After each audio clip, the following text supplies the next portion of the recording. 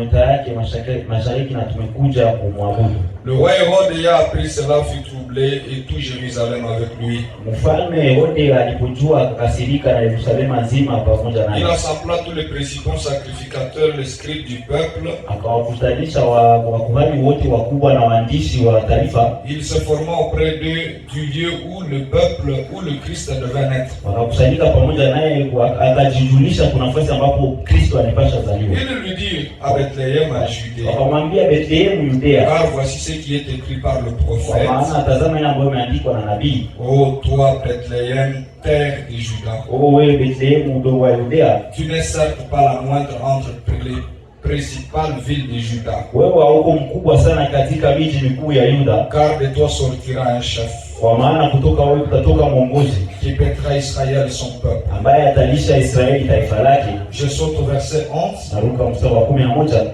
Ils entrèrent dans la maison. Wakaingia katika nyumba. Virent les petits enfants avec Marie sa mère. Wakaona mtoto mdogo pamoja na Maria mamaye. Se prosternèrent et l'adorèrent. Wakasujudu na kumwabudu. Ils ouvrirent à suite leur trésor. Wakafungua sasa dhahabu yao. Et lui offrirent en présent de l'or. Wakampatia dhahabu, de l'argent et de la myrrhe. Puis divinement averti, à songe de ne pas retourner vers Hérode, il retourna au pays par un autre chemin. Que le Seigneur vous bénisse. Je veux vous mettre, alors que nous complétons notre lecture avec Jean chapitre 3, verset 16. Car Dieu a tant aimé le monde, il a donné son Fils unique, afin que quiconque qui croit en lui ne périsse point, mais qu'il ait la vie éternelle. Amen. Que le Seigneur ajoute ses bénédictions à la lecture de sa parole. Et que Dieu bénisse chacun de vous au nom de Jésus-Christ. Amen. Je suis content d'être au milieu de vous. Et je ne suis pas un visiteur. Je suis vraiment quelqu'un de la maison. Amen. Que le Seigneur vous bénisse. Pour ceux qui ne me connaissent pas, mon nom c'est le frère Moïse. Amen.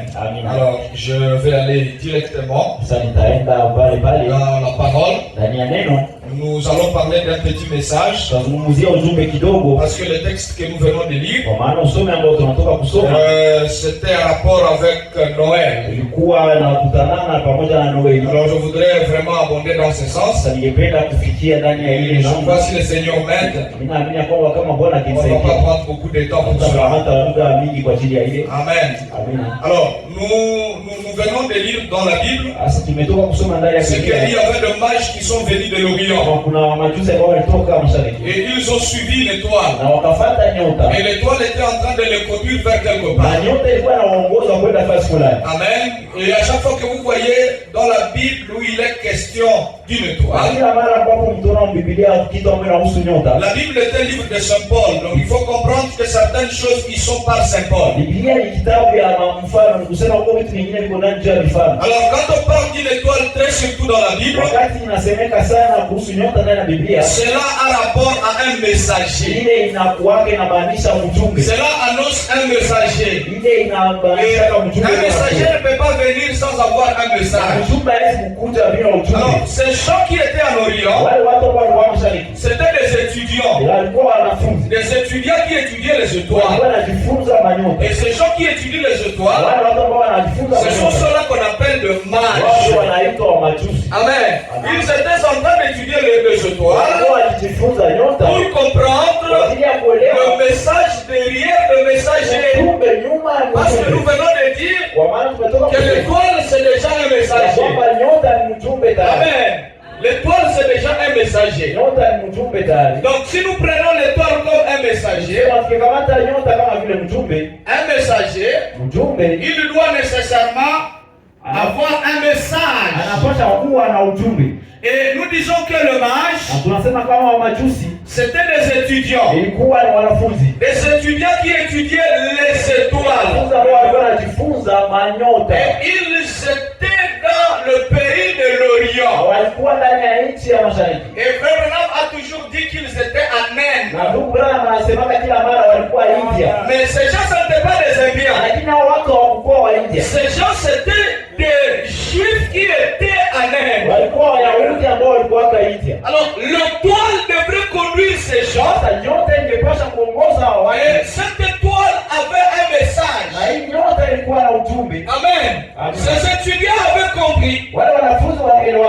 Quoi que dans le ciel il y a beaucoup d'étoiles. Kama ndani ya mbingu kuna nyota mingi. Mais chaque étoile a son message. Kila nyota ina ujumbe wake. Amen. Chaque étoile. Kila nyota. Vous comprendrez ceux qui naviguent par exemple la nuit. Utaelewa wale ambao wanapita kwa bahari usiku. Ils comprennent que si vous voyez telle étoile, kama ukiona nyota fulani, le message de cette étoile là c'est qu'il fait telle heure de la nuit. Ujumbe ya ile nyota ni kusema imenia saa fulani ya usiku. Très souvent les anciens pêcheurs n'avaient pas de monde. Mara nyingi wale wavuvi wa zamani hawakuwa na Mais msaa. ils se conduisaient à rapport avec les étoiles. Wanajiongoza kutokana na Parce que l'étoile c'est un messager. sababu nyota ni mjumbe. Et ils se disaient comme nous voyons telle étoile, Na sisi tunaona nyota cette fulani. étoile nous annonce qu'il est 2 heures du matin. Nyota inatuonyesha kwamba hii saa fulani. Et à 2 heures du matin nous devons prendre telle disposition. Sasa tunapaswa kufanya kitu fulani. Telle étoile nous annonce Nyota fulani que inatupasa c'est le soir. ya kwamba ni jioni. Telle étoile nous annonce Nyota fulani que c'est le matin. ya kwamba ni asubuhi. Chaque étoile Kila nyota avait son message. ilikuwa na ujumbe Parce que wake. c'est un messager. Sababu ni mjumbe. Une étoile est porteur de message. Nyota inabebaka ujumbe. Parlons maintenant de notre étoile ici. Zungumzie sasa nyota yetu hapa. Les étudiants sont en train d'étudier. Wanafunzi wako wanajifunza. Et ils sortaient la nuit. Na walikuwa wanatoka usiku. Ils se réunissaient quelque Walikuwa part. wakusanyika fasi Et ils fulani. commencent à observer le ciel. Wanaanza ona Et en mbingu. observant le ciel, Wakutazama mbingu. subitement, Kwa ghafla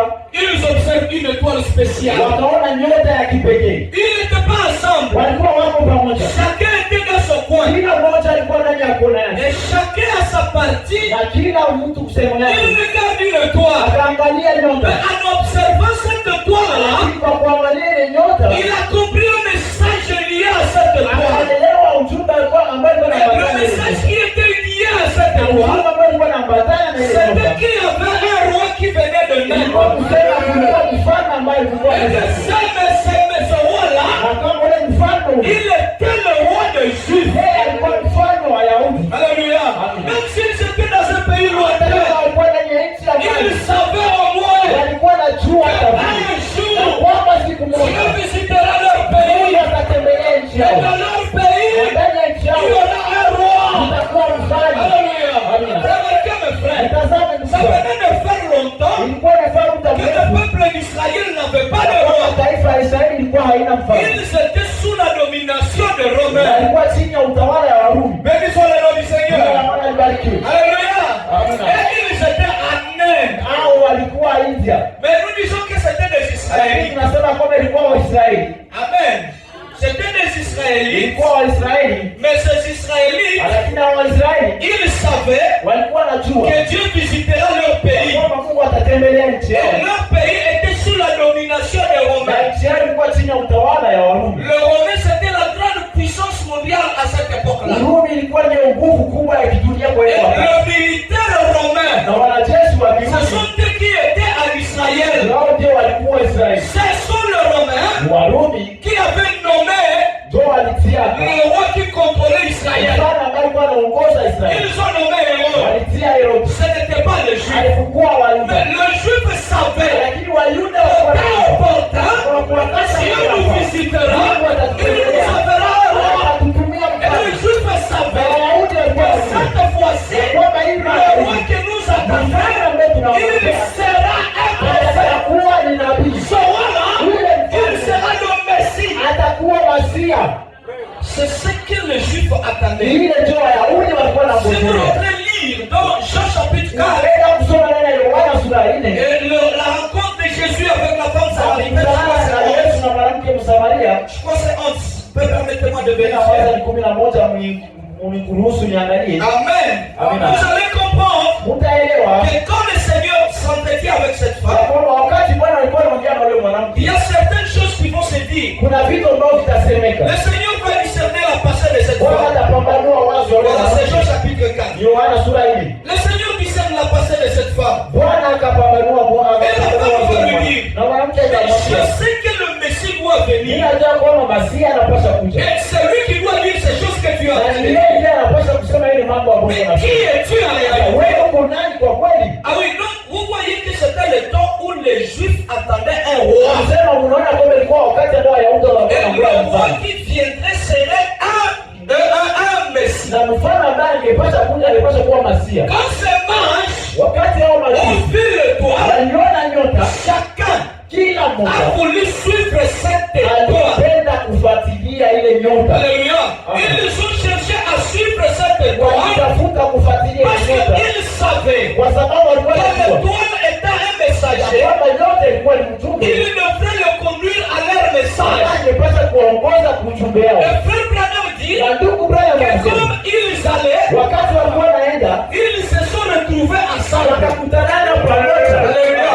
Là où l'autre était dans son coin, Kule pahali mwingine alikuwa mkono yake, l'autre était dans son coin, mwingine alikuwa mkono en yake, suivant l'étoile, akufuata nyota. les yeux n'étaient pas par terre, Nyota ilikuwa chini, les yeux étaient sur nyota l'étoile. ilikuwa juu ya Ils nyota. ne regardaient pas ce qui était des choses passagères. Kama ilikuwa vitu vya Ils kupita, regardaient aux choses célestes. walikuwa wanatazamia vitu vya Et en kimungu. suivant ce qui est au ciel, Wanafuata ile ambayo iko cette mbinguni. étoile Ile nyota a fait qu'il y ait un rassemblement. inafanya kukuwa mkusanyiko. Alléluia.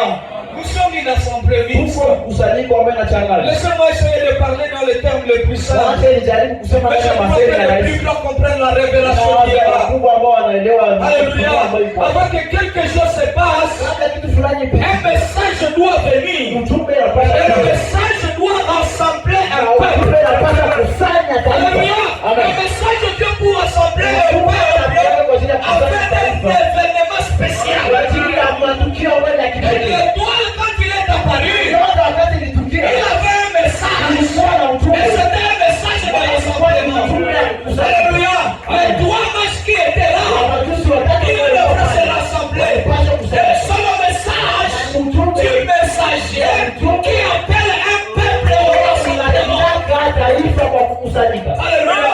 Ce n'était pas une assemblée mixte. Mungu akugawa. Je vais vous dire pour les grandes personnes, Nitawaambia nyinyi watu wa qu'à ce temps de la fin, wakati nous avons une trompette tuna baragumu qui sort. ambayo Et c'est inapita le septième messager qui na le trompette. ujumbe wa sasa Et quel fait son message?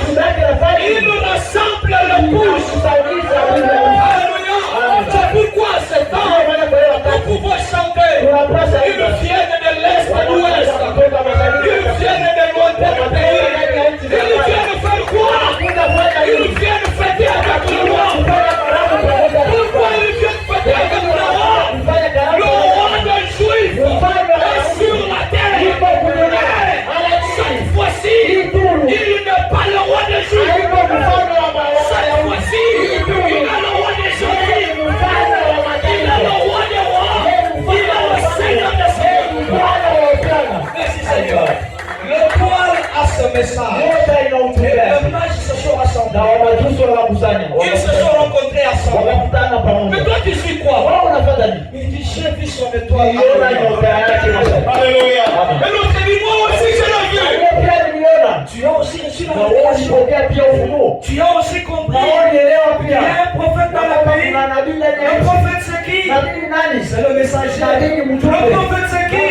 C'est une étoile. Ah oui, c'est une étoile. Oui, c'est une étoile. Ils ont vu cette étoile. Toi aussi. Tu crois qu'il est l'homme de Dieu pour cette heure? Oui, je crois qu'il est l'homme de Dieu pour cette heure. Oui, je crois. Alléluia. Et remarquez, Na mtazame, la Bible dit Biblia inasema qu'ils ont suivi une étoile. walitembea wakifuata nyota. Mais laissez-moi vous dire, Acha niwaambie pour ne pas faire un choc aux gens, laissez-moi le dire simplement acha niseme kwa urahisi. Watu wa sayansi wanatuambia qu'une étoile est plus grande que notre ya planète. kwamba nyota ni kubwa kushinda ulimwengu yetu. N'est-ce pas? Et l'étoile est très très très loin de nous que le soleil. Iko mbali sana na sie zaidi ya jua. Amen. Très loin de nous que la nuit. Mbali sana na sie kushinda mwezi. Mais la Bible dit Lakini que Biblia ces inasema gens ont suivi cette ya étoile. kwamba wale watu walifuata nyota. Et cette étoile est descendue. Na ile nyota ilishuka Et il mbali est sana. venu se poser sur la petite maison où était Na ikakuwa kutua juu ya nyumba kidogo ambayo ilikuwa mtoto. C'était quel genre de toile?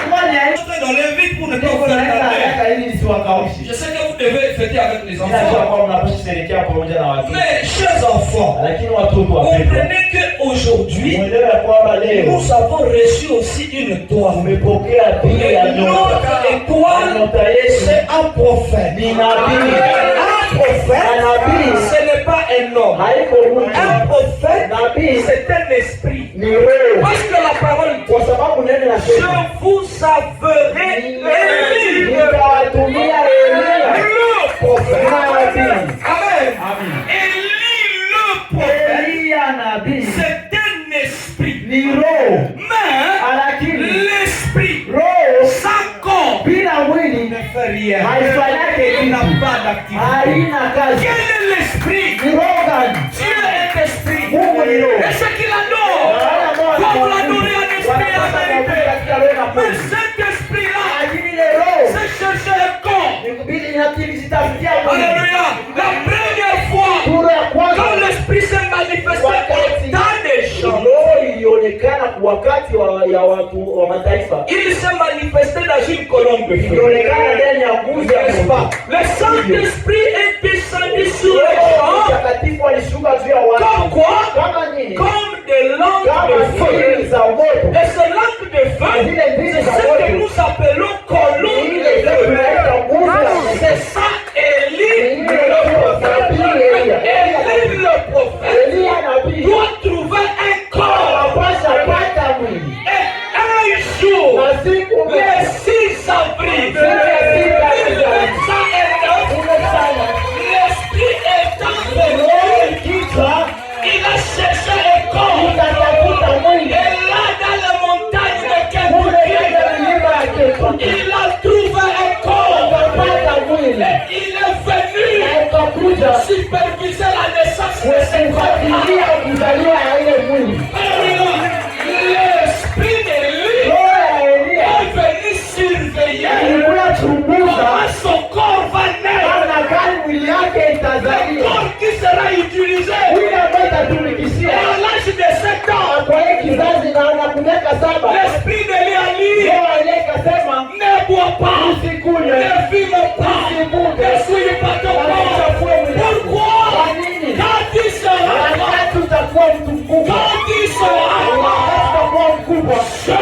qui parle? C'est lui le prophète. Qui parle? C'est Dieu lui-même. J'utiliserai cette parole. Alléluia. L'étoile, il est venu nous annoncer la naissance d'un enfant particulier. Alléluia. Merci Seigneur. Amen. Oh Jésus. Bon, je dois aller lentement, n'est-ce pas? Faut que je rentre dans l'histoire. Rentrons dans la Bible. Vous savez, comprenez mon émotion. Je suis en train d'aller avec toi à la fois. La Bible dit, c'est Frère Branham qui le dit, dans le message qui est le voilé. Et tout ce qui est dans la Bible, tout est l'Ancien Testament. Tout l'Ancien Testament et le Nouveau Testament. C'était des types de paraboles. Et c'est aujourd'hui que nous avons ça accompli. Alléluia. Cette étoile a dit hommage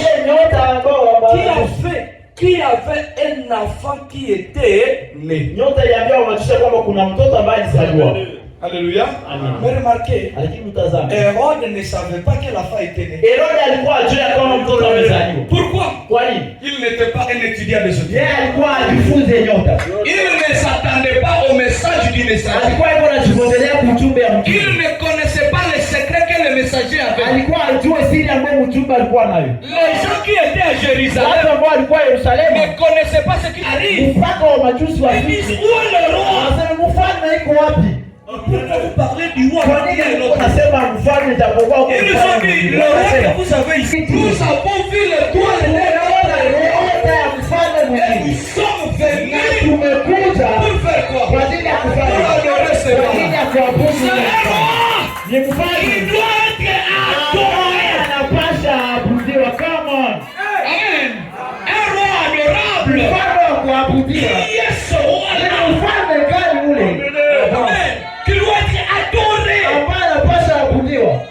Nous avons vu son étoile. tunaona nyota yake. Son étoile nous annonce Nyota yake inatupasha que nous devons venir ya kwamba tunapasha pour l'adoration. kwa ajili ya maabudu. Alléluia. Amen. Mais frère Branham dit Lakini ndugu Branham que anasema quand ces gens-là ya kwamba wakati se wale sont watu apprêtés à quitter le pays, walijitayarisha kutoka nchi, ils se sont débarrassés de toutes les choses. wakajitosha kwa vitu vyote. Amen. Amen. Si vous lisez au paragraphe 84 Ukisoma kipengele yake ya 84 et du message la vie éternelle et ya comment la ujumbe recevoir, wa milele na namna gani kuipokea. Branham dit ils ont essayé à se débarrasser de tout fardeau qui pouvait les lier sous facilement. Wakitoa mizigo yote ambayo ingewasumbua. 82, 84 vers là. Bon, Branham dit, ils ont dit ceci va m'embrouiller, il le laisse. Ceci va m'embrouiller, il le laisse. Ceci va me déranger, il le laisse. C'est exactement la marche de quelqu'un qui est à Christ. Il doit savoir se débarrasser de toutes les mauvaises choses. L'orgueil, je m'en débarrasse. La tristesse, je m'en débarrasse. L'adultère, je m'en débarrasse. L'ivrognerie, je m'en débarrasse. La prostitution, je m'en débarrasse. Les plaisanteries, je m'en débarrasse. Pourquoi? J'ai une étoile que je suis en train de faire. Toutes les choses qui peuvent qui peuvent peser le fardeau qui m'enveloppe si facilement. Je ne ferai pas route avec ça parce que la route elle est longue. Je dois quitter l'Inde jusqu'à Israël. Je dois être léger. Je dois quitter le monde jusqu'au ciel. Je dois quitter l'Odyssée jusqu'à Jésus-Christ. Je dois être léger. La colère ne doit pas me lier. La haine ne doit pas me lier. La jalousie ne doit pas me lier. Je dois être amoureux. Je dois aimer Dieu. Je dois aimer son peuple. Je dois être léger. Alléluia. Je ne dois pas avoir ce qui me lie. Merci Seigneur. Vous comprenez le son qui est dedans. Nous devons être légers. Parce que nous avons un long voyage à faire. Nous sommes dans un message glorieux. Dans le message glorieux, nous devons le garder honorable. Alléluia. Nous devons honorer le message. Et nous devons honorer le message avec notre vie. Toutes les choses du monde, je dois les laisser. La mondanité, le maquillage, je dois laisser tout ce qui est bon. Alléluia. Béni soit le nom du Seigneur. Parce que ces choses du monde vous ferez traîner le pas. Alléluia. Vous n'allez pas évoluer. Frère nous dit une chose, ça va toujours plus. Il faut savoir pourquoi la femme de l'autre n'a pas pu aller loin. Il dit, elle passait aux choses du monde. Elle avait passé derrière la mentalité qui était dans ce monde. Et la chose qui l'attirait. Et finalement, elle s'est retournée. Et vous connaissez sa fin. Nous devons être légers. Nous ne devons pas avoir à nous tout ce que la parole refuse. Béni soit le nom du Seigneur. Mais mes frères, remarquez, il y a beaucoup de choses à dire ici. Mais laissez-moi vous dire une chose. Amen. Je crois que vous êtes en train d'apprendre des choses. Oui. Ici, quand nous parlons du Noël, c'est la naissance de l'enfant Jésus. Mais il y a beaucoup de choses à dire là-dessus. Mais nous savons, avec la révélation du message, Jésus-Christ, Jésus-Christ était un homme ordinaire d'abord. Et nous, les hommes, combien de temps nous faisons dans le sein matin? 9 mois. Donc, si l'ange Gabriel avait rencontré Marie au 6e mois et que Jésus serait né à décembre, ça fait plutôt pour arriver à 9, c'est la première condition qui nous fait penser que ça serait entre mars et avril. Autre chose, nous savons déjà que le Seigneur Jésus Il était un agneau. Yeye alikuwa ni mwana kondoo. Et les agneaux, na wana kondoo, ils naissent en avril. Wanazaliwa mwezi wa 4. C'est ça leur mois de naissance. Ile ndio mwezi wao. Selon les zodiacs, kulingana na nyota. Selon une fois de plus la science des étoiles. Tena mara moja kulingana na sayansi ya les zodiacs, c'est la science des étoiles. Zodiac ni siasa ya nyota. Vers le mois de mars, mwezi wa 3 et avril, mwezi wa 4, les étoiles dessinent nyota zinachapa un agneau dans le ciel. C'est à cette période que même dans le naturel, les agneaux naissent. Deuxième, troisième raison, au mois de décembre, il y a de la neige. Et la Bible dit que les bergers étaient dehors. Na Biblia inasema kwamba wale walinzi wa kondoo walikuwa nje. Or le berger ne reste pas dehors pendant la neige. Wachungaji hawabaki wakati wa theluji, wanakuwa ndani. Un bon moment où il n'y avait pas de la neige. Wakati mzuri ambao kulikuwa theluji. Et l'hiver commence au début du mois de décembre jusqu'au mois de février. Vers la fin a commencé le mois de mars. Na wanasema kwamba ile wakati ya baridi inaanzaka mwezi wa 12 kwenda mwezi wa 3. Alléluia. Jésus est à la lumière. Yesu Kristo akiwa nuru. Est à le soleil. Akiwa jua. Les sun. Akiwa jua. Il devrait venir comme le printemps de la vie. Akipasha kuja kama vile. Et il faut ya uzima na sikia uzima. Le printemps de la vie c'est en avril. Wewe majira ya uzima ya kuanza mwezi wa. Nous avons beaucoup de raisons. Sababu de croire que c'était en avril. Aujourd'hui n'est qu'une commémoration. Mais cela ne nous interdit pas de célébrer ça. Abraham dit que nous ne devons pas célébrer ça par nous. Il dit nous devons faire une journée d'adoration. Ce n'est pas une célébration, mais c'est une adoration. Merci Seigneur. Mais laissez-moi vous dire une chose que je veux vous faire remarquer, et c'est ça mon message et je vais finir. Quand les mages sont venus, ils ont fait une chose spéciale.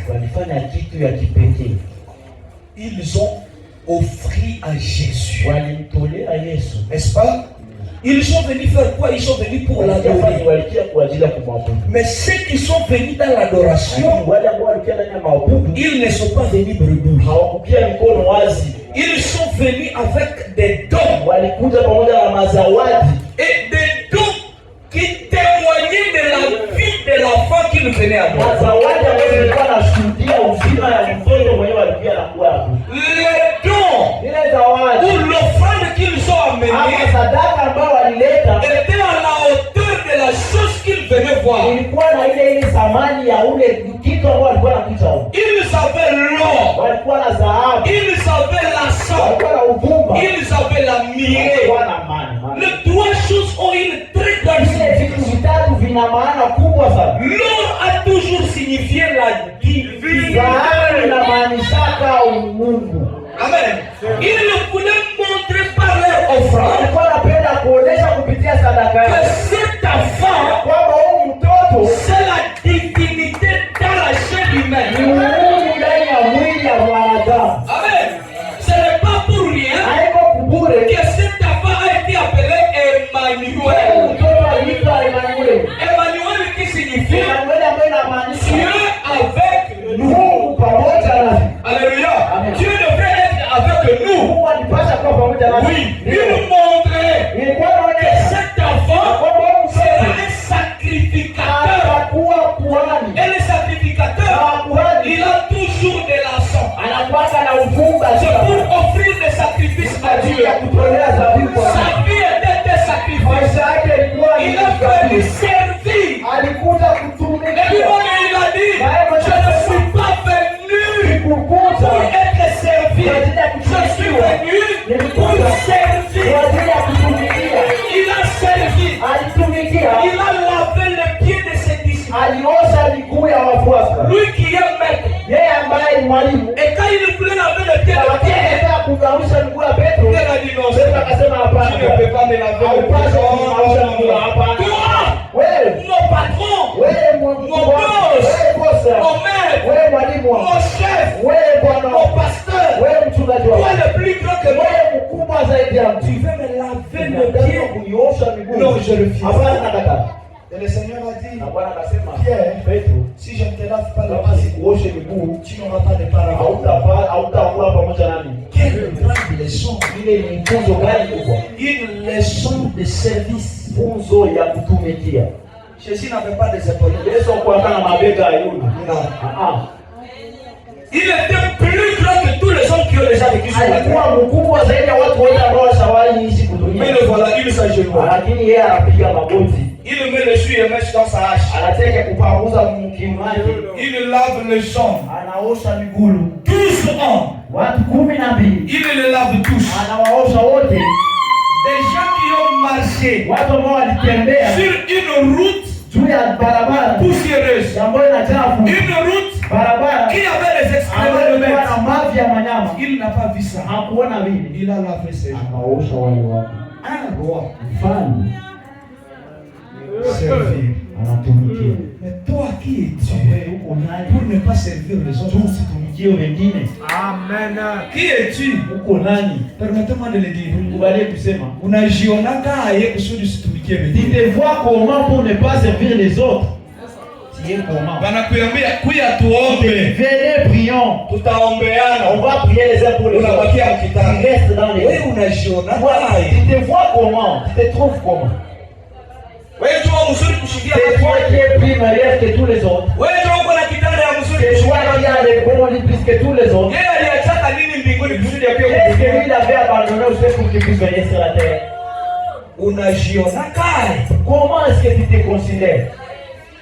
Il est venu pour servir. Et non pas seulement cela. Mais l'offrande de marche montrait qu'il devait mourir. C'est la murée. La murée, c'est ce qui sert pour l'embaumement. Et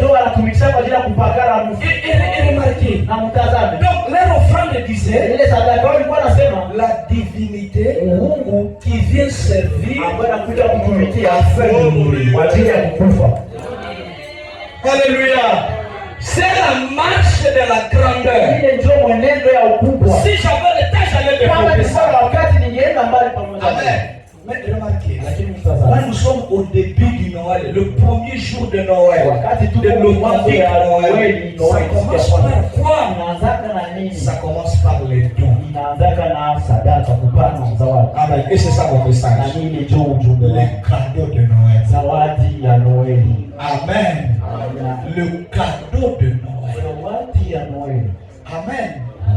Noël commence par les dons. Les dons de tout le sens. Les mages ont donné les dons. C'est ce que nous avons dit, non? Ils ont donné l'eau, la sonde, et quoi encore? Et la murée. Mais dans Jean 3,16, nous apprenons que quand Dieu a aimé le monde, il a fait quoi? Le don de Dieu, c'était le Fils. Dieu a donné, les hommes ont donné. Retenez ça, c'est Noël. Alléluia. Frère Branham dit, pendant les fêtes de Noël, il y a des dons que vous donnez.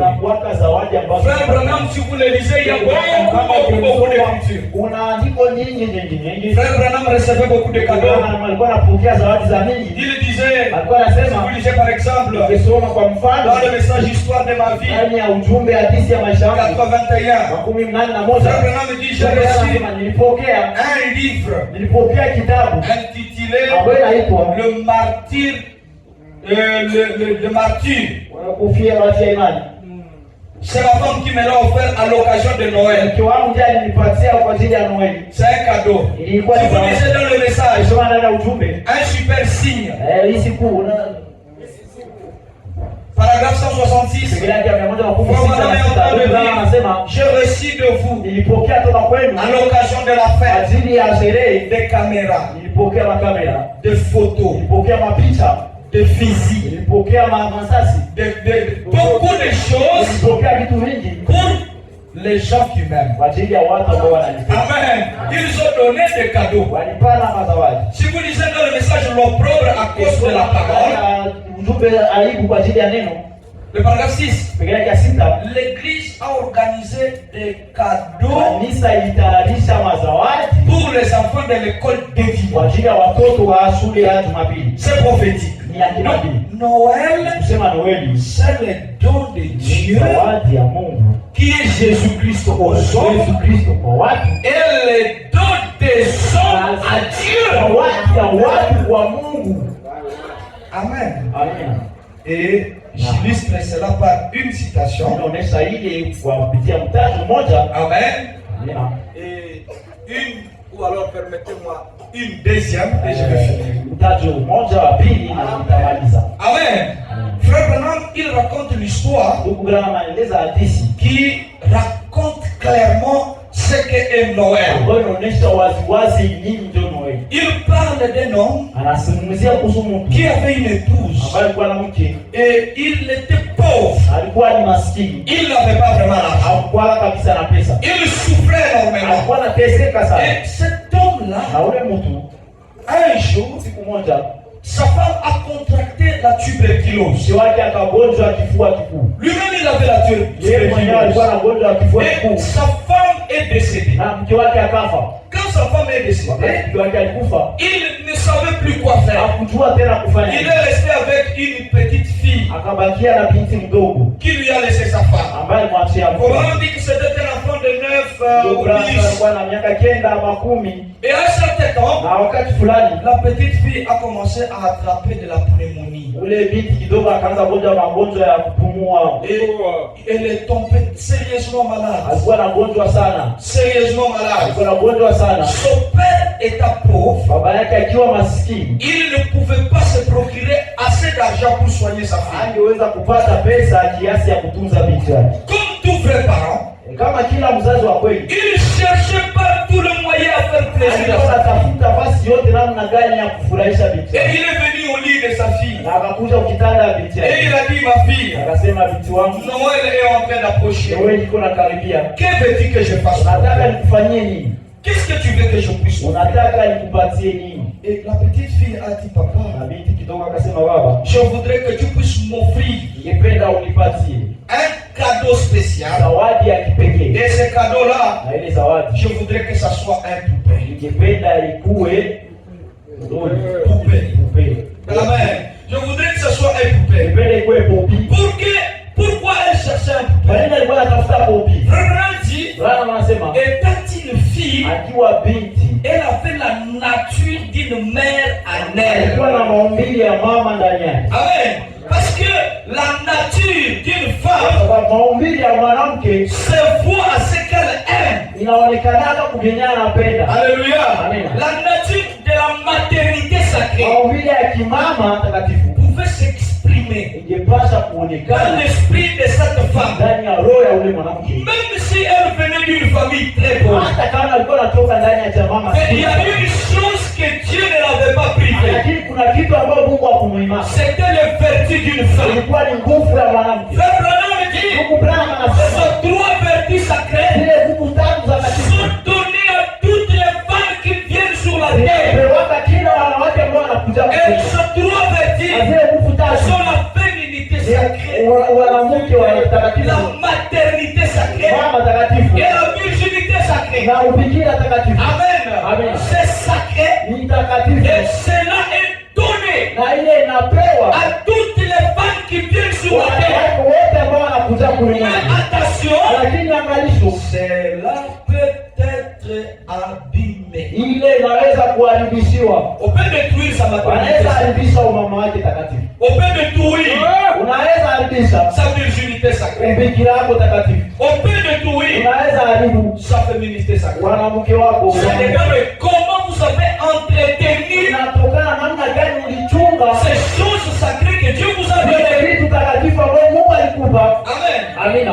Hélas, nous mettons trop d'accent sur la virginité sacrée. Mais je vous dirais que les autres vertus sont aussi importantes Pour ne pas dire plus important que cela. Parce que si une femme n'a pas de la féminité, c'est un homme.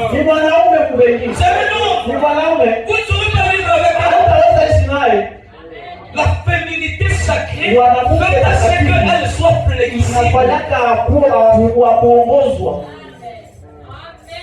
Elle accepte les ordres. Elle obtempère à ses ordres. C'est la nature que Christ cherche dans l'église. Cette obéissance-là, si c'est un homme, vous aurez des hommes dans la foi et il y aura de la guerre. Amen. Mais écoutez, frère Madame. Alléluia. Oh, je veux bien vouloir être plus profond. Mais comprenez. Je commence le paragraphe 7 10. Les dons de Dieu trouvent toujours leur place. Et sa petite fille était devenue faible. Et elle est morte. Et la Noël approchait. Et sa fille avait contracté une maladie à cause de la malnutrition. Amen. Et ainsi de suite. Et elle avait attrapé aussi de la tuberculose. Amen. Et elle n'avait jamais eu de poupée à l'occasion de Noël. Et c'est ce que la fille voulait. Et son père n'était pas capable de lui procurer des soins médicaux et autres. Il a vu la santé de sa petite fille vite se détériorer. Et il a essayé de soigner, de rassembler assez d'argent pour lui acheter une poupée pour le Noël. S'il pouvait vraiment rassembler assez d'argent pour lui acheter une poupée, ainsi la Noël approchait. C'était le début de la mauvaise saison. La petite fille a contracté une pneumonie. Oh, juste quelques semaines avant la Noël. Et le père, naturellement, le cœur brisé, est allé vers la petite boîte métallique. Il est allé prendre son argent et il est allé acheter le petit poupée pour la jeune fille. Une petite fille qui voulait cette poupée à cause de sa nature de mère. Amen. C'est sa nature. Et elle est une future mère. Un jour, elle sera une mère si elle vit assez longtemps. Vous savez, c'est sa nature. Chers parents, encouragez les enfants d'avoir cette nature-là. N'allez pas acheter un vélo à une fille. Qu'est-ce que vous cherchez à créer en elle? Mettez-la dans un bain où elle aura de la maternité, de la féminité sacrée. Enseignez-la le voie de l'Éternel pendant qu'elle est encore petite, pour qu'elle ne se détourne pas quand elle grandira. Les femmes américaines veulent remplacer leur féminité par l'élevation des chiens. Elle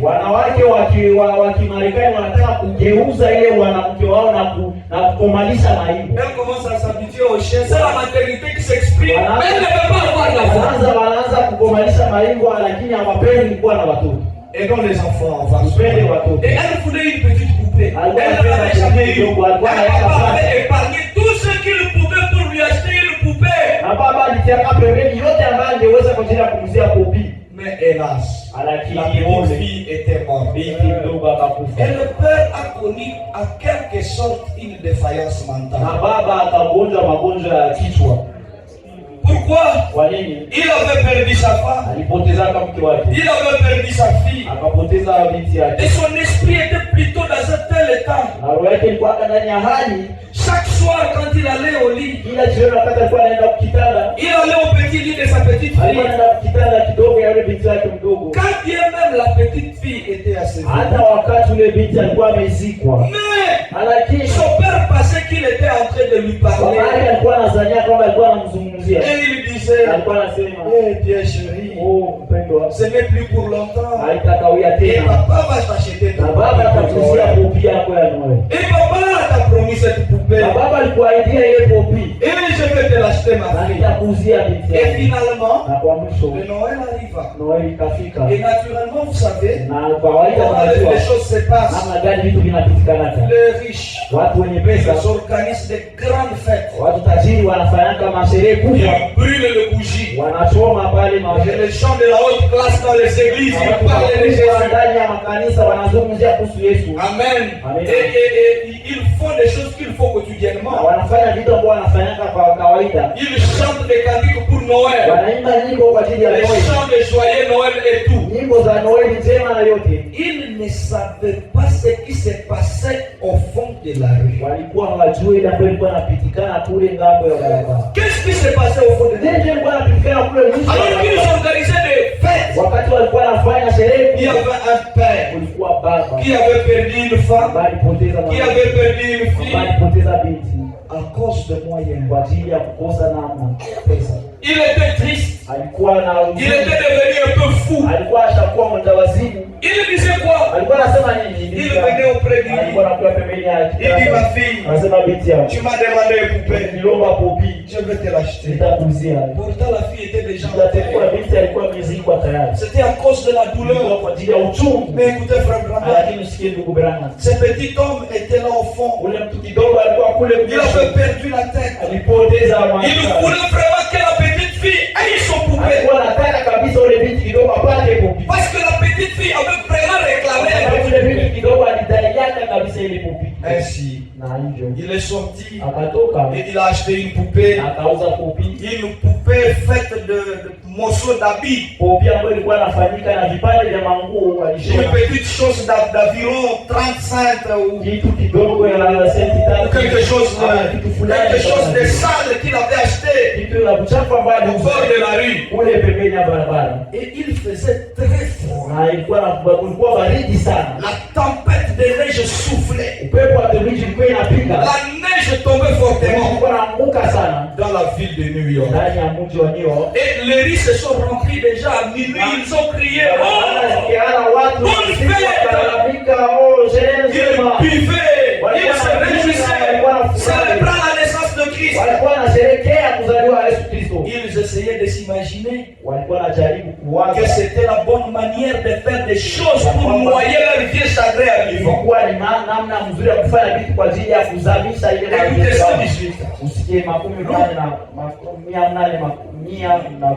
Voilà, on peut aller, hein? On peut sauter quelque chose juste. Eh bien, nous voyons donc que ce petit homme s'était mis à errer ça et là. Il venait d'acheter son poupée. Et il a commencé à chercher dans la rue. Il pensait que quelque part, il allait retrouver sa fille.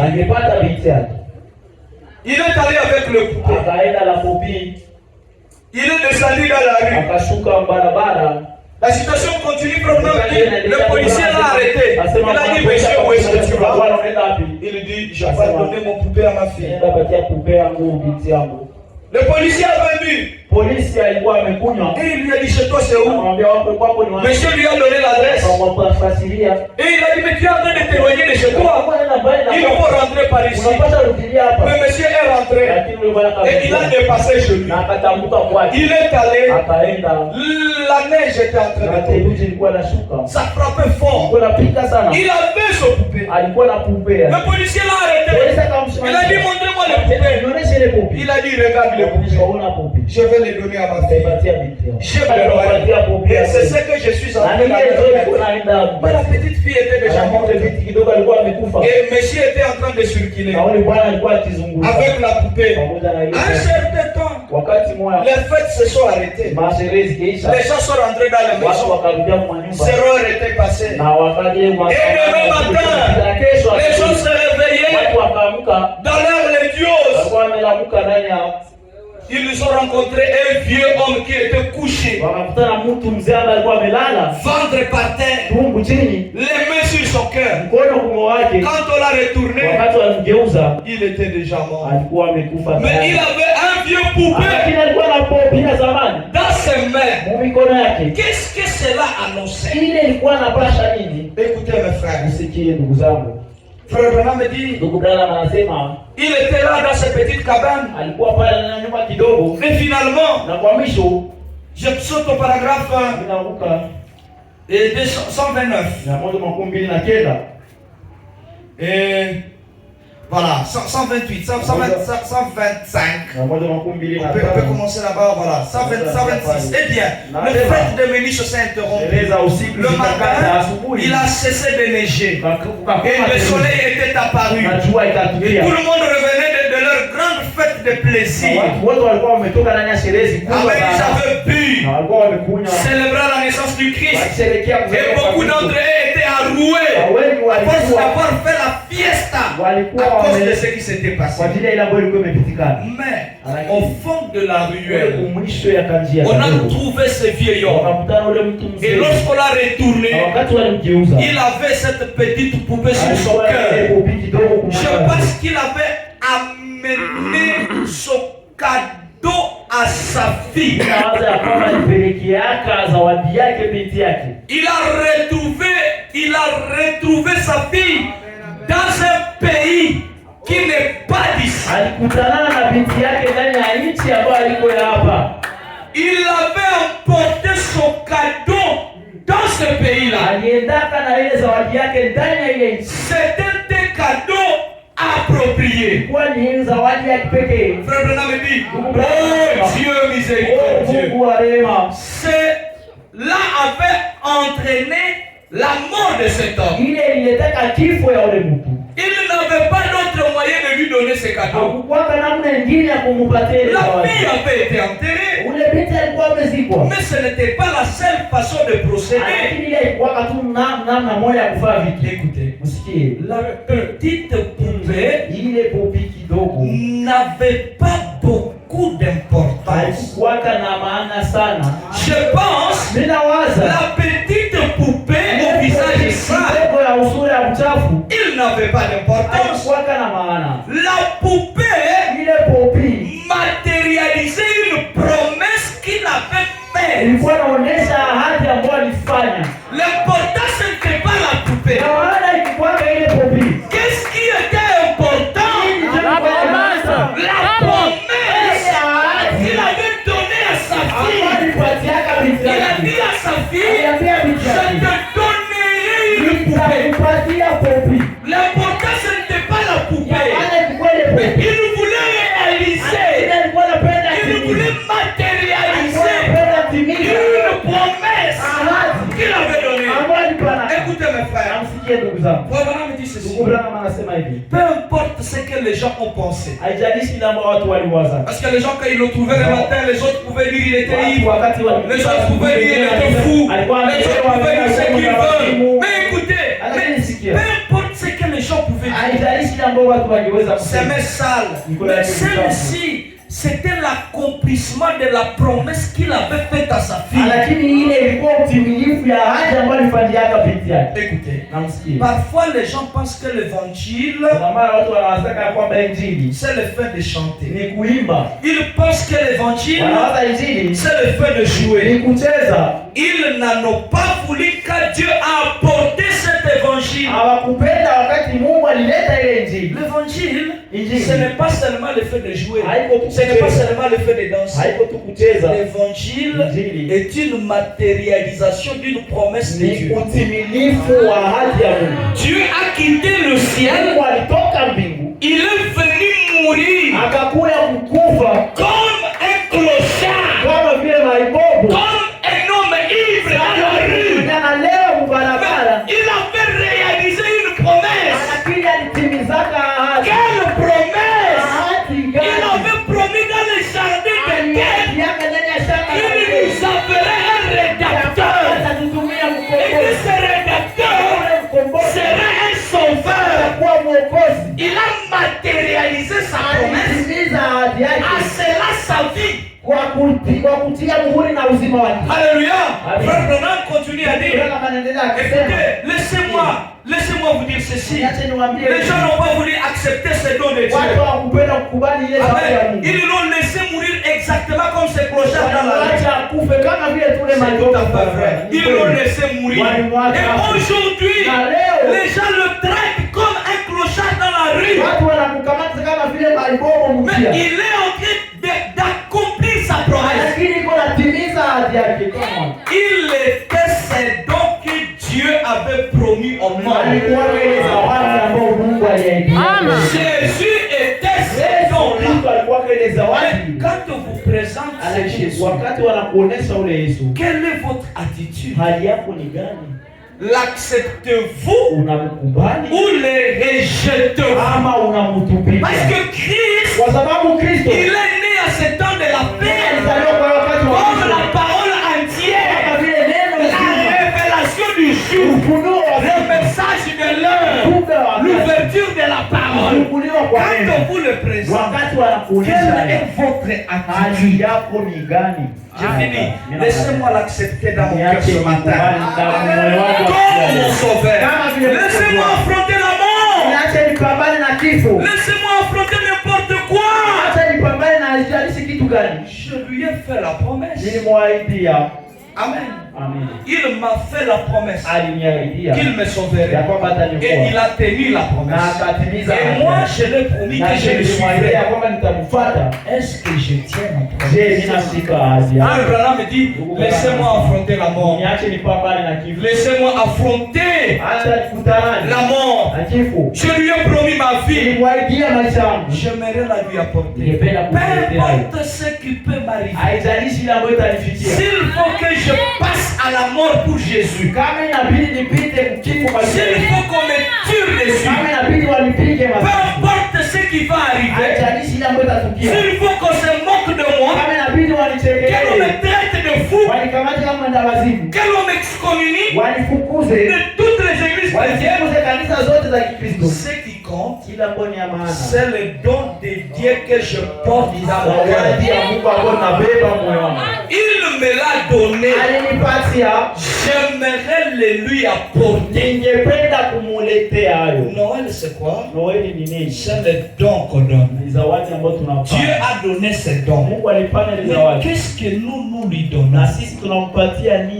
Est-ce que nous sommes capables de tout affronter à cause de Jésus? Mes amis les enfants, est-ce que nous sommes capables de donner à Jésus-Christ notre vie et de vivre pour lui, pour que quand on nous dira ça, ce n'est pas bien, on soit capable de ne plus le faire? Mes amis les grandes personnes, est-ce que nous avons suivi le message du messager le bon? Est-ce que nous nous sommes rassemblés pour la préparation à vie de l'enlèvement? C'est Noël. Ce que nous donnons. Dieu a donné sa part. Et qu'est-ce que nous avons donné? Que le Seigneur vous bénisse.